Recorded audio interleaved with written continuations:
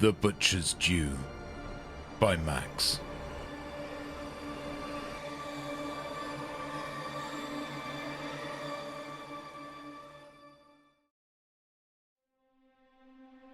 The nails screamed at him. Across the sea of thrashing bodies, it was all Gare could feel, all he could know. Skulls! It came again, like a hymn of darkness, the music so familiar. He felt a rush of air to his right, and without conscious thought moved to parry the blow. The clang of his chainsword stopping the almighty swing deafened his senses. Not that he required them. He moved again, the nails guiding his body. Gare eyed his now prey and... Souls! It came again, like liquid flame, boiling his mind. Gare howled in agony and leapt at the other marine, his actions not his own. The force of the two demigod ceramite-plated bodies colliding would have deafened a mortal man. Death! He bellowed. His voxcaster boosted as loud as it would allow him. The barking sound of his chainsword was scratching its way into his mind, alongside the screaming whine of the nails. With a sudden clairvoyance, Gare saw himself standing alongside his foe, against the damned wolves of Russ. The nails tore at his mind as he quickly thought of that battle. It took half a second for Karg or Fee to saw a chunk from Gare's side. As the ceramite hit the ground, Gare swung his chainsword down into Kargor's shoulder. The teeth exploded into life and ripped into the armor, reaching flesh with unholy efficiency. Not even his enhanced, gene-forged body could mend the trauma wrought upon him by the roaring teeth. His two hearts being sundered instantly. Gare was moving again by the time Kargor fell, his power armor pumping his body full of stimulants to numb the pain. Blood! It came again, warm and wet, drowning all it touched.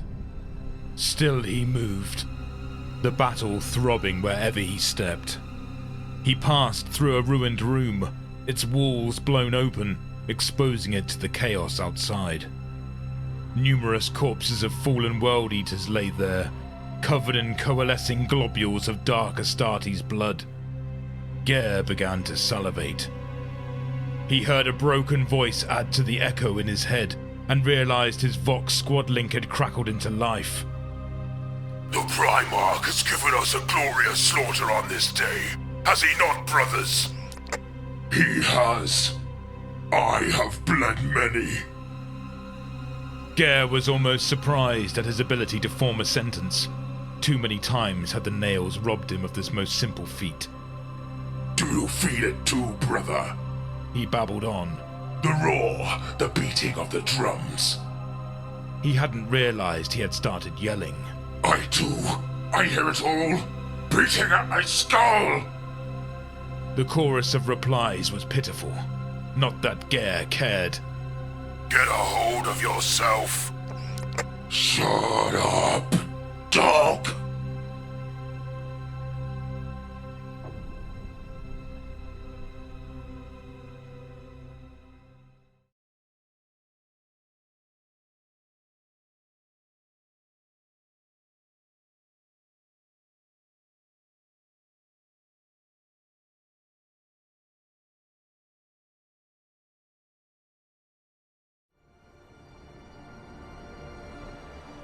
Loyalty by Wecanhaveallthree.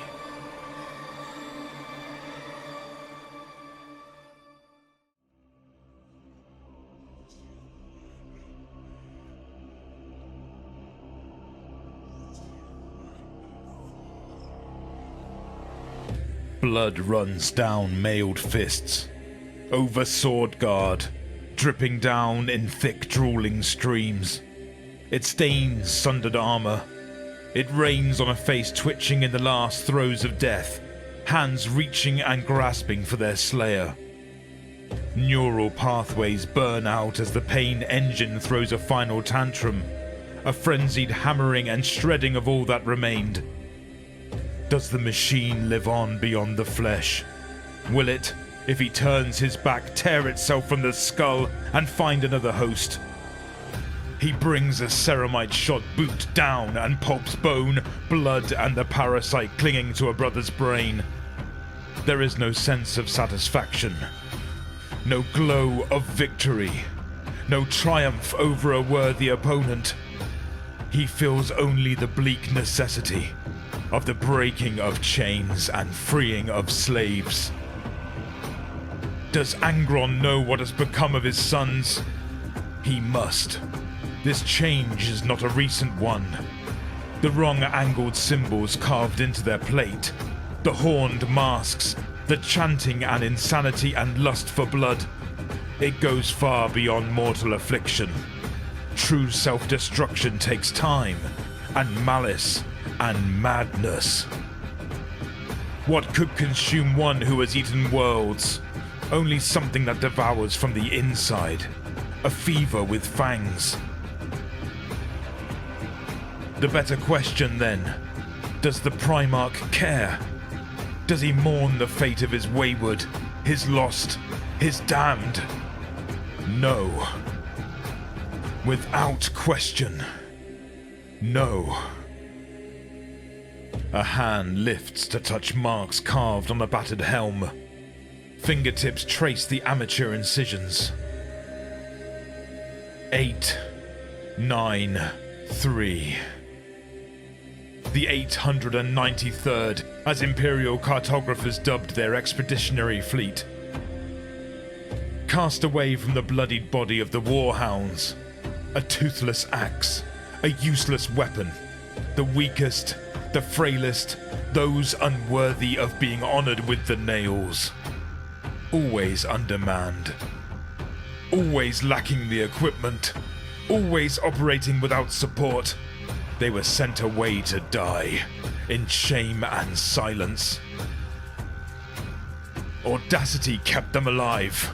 Audacity and chance and something strangely similar to luck. A warp jump too late to a battle that would leave them with just the spoils they needed. A botched drop pod through the roof of an insurgent leader who had tormented a planet for years, instantly ensuring compliance. They should be dead.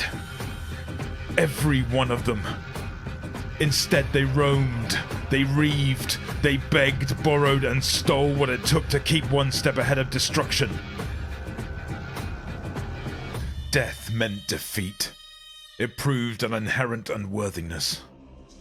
It made all lies true. Failure made the blunted blade of their father's disregard sharp, and cut cruel. Other legions had at least a shared heritage, were drawn from particular ethno-collectives on Terra or a Primarch's homeworld. The Warhounds had simply made do with what they had. A fragile brotherhood, a transparent unity, a metaphor made only the more real by their broken Primarch, a man who led on sufferance alone, a distant outsider. The nails had given them focus, while it stole everything else. It made them similar. It made them slaves. But even the 893rd had sought to win the scarred, wounded regard of their gene sire. Captain Dexam from the Junior Guard of Hessopolis, master of the Black Rope, Kai and Lance, wore a winding tattoo of a ferocious Jark Sara around his torso, the head cradled protectively at his shoulder. Sergeant Pike's arms were wrapped in the protective coils of an emerald serpent, lending their strength to his own when he hefted his mighty chain axe. No two markings were alike. Creatures of myth and reality were marked upon the immortal flesh of Astartes, giving them life, vitality, and a sense of identity. They had thought this would win them recall. This expression of freedom would bring them to Angron's side once more, or he to theirs, disgusted as he was with the mewling, creeping sycophants of his newly christened World Eaters. Silence. Nothing on the Vox for years, and then, a message. Clipped, curt, barely restrained. A slate brought by the last outcast of the World Eaters, who had died frothing and screaming, heels beating on the deck during a warp translation as the nails had devoured his mind. The galaxy seethed in the grip of a galactic storm, and travel was impossible. Travel was forbidden. The message had been a simple one, a seconds-long capture of their Primarch. The World Eaters make for Istivan. He had growled. Do not follow. It had been a shock, a blow.